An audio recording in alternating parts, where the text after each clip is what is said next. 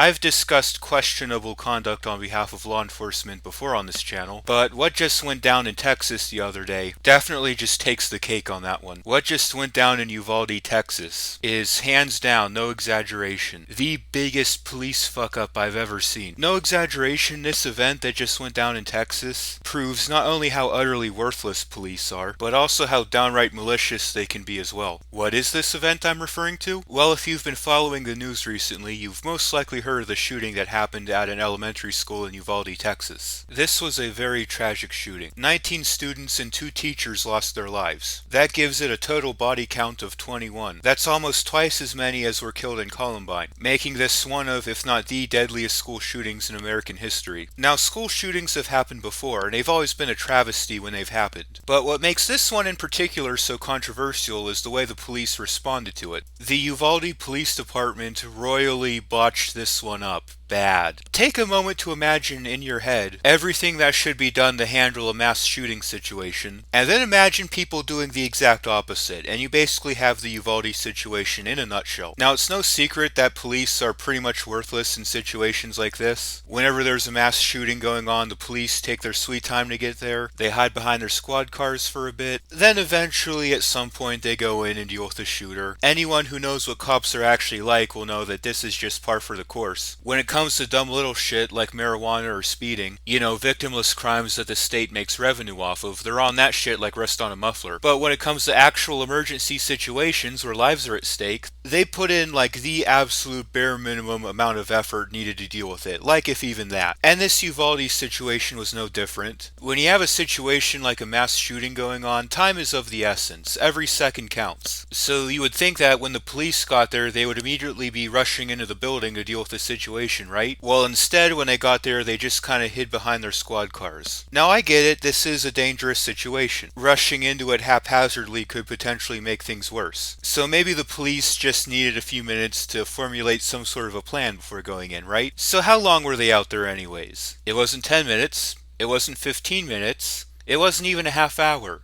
It was 45 minutes before the police went in to deal with it. 45 minutes. Do you have any idea how long 45 minutes is? You could bake a DiGiorno pizza and eat it in the time these cops spent standing around scratching their asses. This, of course, raises the question, in this situation where seconds can mean the difference between life and death, why did the cops stand around for 15 minutes short of an hour? Well, the answer they gave, and I quote, is, "We were afraid we might get shot." Now, why exactly they were afraid, I'm not sure. You guys outnumber them 6 to 1, and you're wearing bulletproof armor. And even under those conditions, you're still too big of a coward to go in there and perform even your most basic responsibilities to the citizens you swore an oath to. Cops make this huge deal about how they're the thin blue line between us and the bad guys, and every day they rush into harm's way to save the innocent. But they've proven time and time again that they'll avoid doing even the most basic shit to protect other people if it means facing even the smallest amount of danger. So yeah, these aren't big and brave heroes who protect people. They're basically welfare recipients who get paid to drive around, eat donuts, and collect revenue for the state. It gets worse though. When these coward cops do finally muster up the courage to go inside the building and actually do something, they go inside, get their own kids to safety, and then leave. So yeah, these people are willing to face danger to protect their own kids, but everyone else's kids are just SOL. Sorry, tough shit, you're on your own. And that's not even the worst of it. It gets worse. It gets a lot worse. Waiting almost an hour and prioritizing their own children is already bad enough, but what these cops did next is beyond ridiculous. This legit made me angry. You see, while the cops were standing outside doing jack shit while people were being murdered, you had parents of the children in that school outside basically begging them to go inside and do something about this. That cops need to be begged and pleaded with in order to perform even the most basic responsibilities of their job is in and of itself pretty ridiculous. We're literally paying these people to go into dangerous situations to keep the rest of us safe. Keeping citizens safe is like the most basic function of government. Even the most radical libertarians are like, okay, police are like the one thing we need taxes for.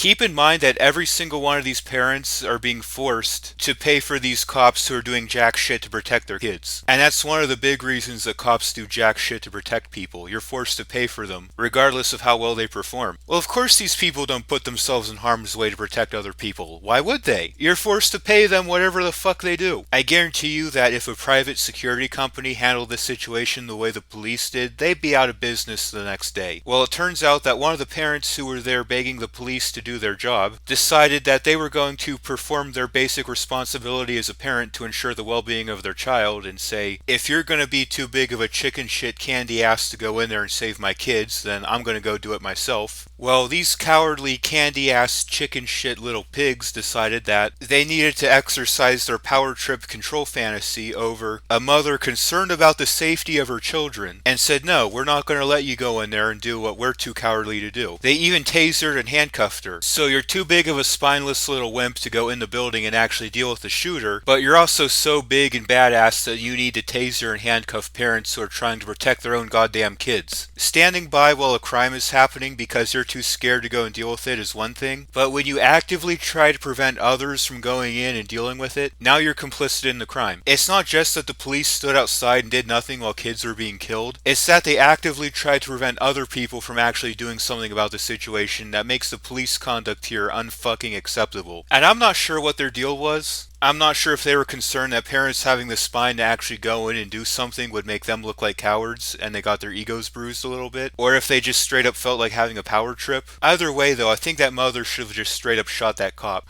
Oh no, you're advocating violence against the police. Yes, I am, because what that cop did was completely wrong. He actively interfered with this mother's ability to go in and defend her children from the shooter, making him completely complicit with the shooting. So if this mother needed to kill this cop in order to go and defend her children, I can't say I'd feel much sympathy for the bastard. And you know, if anyone else did this, it would be seen as wrong. If there was some kind of a school shooting going on and I stepped in to try and stop people from going in to deal with it, I would be arrested for obstructing justice. But hey, the cops can do the exact same thing and get away with it because when you get that badge, you get special privileges that the rest of us don't have. If you do nothing to stop an atrocity from happening, you're a coward. If you actively try to stop other people from doing so, you're worse than a coward. You're actually evil. In this situation, the cops were less than worthless. They didn't just do nothing to solve the problem. They actually impeded other people from doing something to solve the problem. Things objectively would have turned out better if they hadn't even shown up to begin with. Oh, and just to put a little cherry on the shit sundae, when rumors started to spread that their department's chief actually ordered the officers to wait outside, there was concern that protesters might start showing up outside his house. So the police started patrolling outside his house to make sure that he's safe. It just goes to show how they're more concerned about protecting their own than anyone else. This incident in Uvalde, Texas was a very tragic loss of life, and I certainly don't want to downplay that aspect of it. But this event also beautifully or tragically, depending on how you look at it, brings to light major issues with American law enforcement. The cowardice, the lack of accountability, the cronyism and favoritism, prioritizing themselves over everyone else. These have always been issues with American policing, but I feel like this Uvalde incident really just brings it all together in a way that makes it obvious to everybody, or at least almost everyone. You see, when this event first happened, I was thinking, okay, this is just such a blatant and obvious example of a botched response by police. Even the most far-right, gung-ho, thin blue line conservatives should see there's a problem here, right? But no, there were still people out there defending what these cops did, even tasering and handcuffing parents trying to defend their own children. And this made me realize that some people are just beyond help.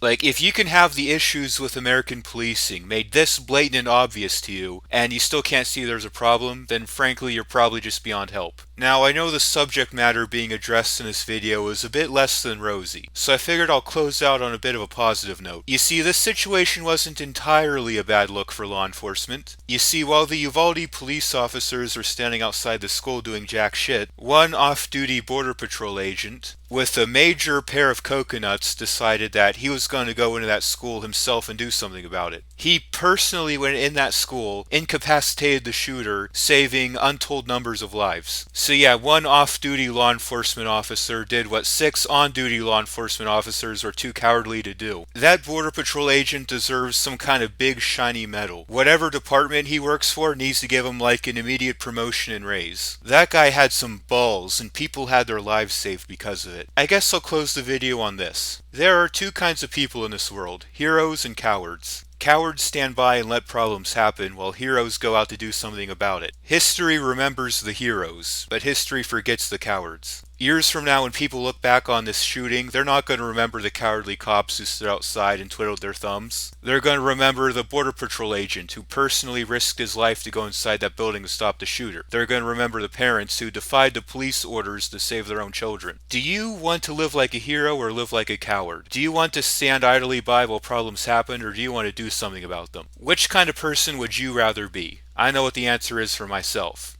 And on that note, this has been Philosophosa making stupidity play dead. Until next time, take care, and my sincerest condolences to anyone who lost their life in this tragic event.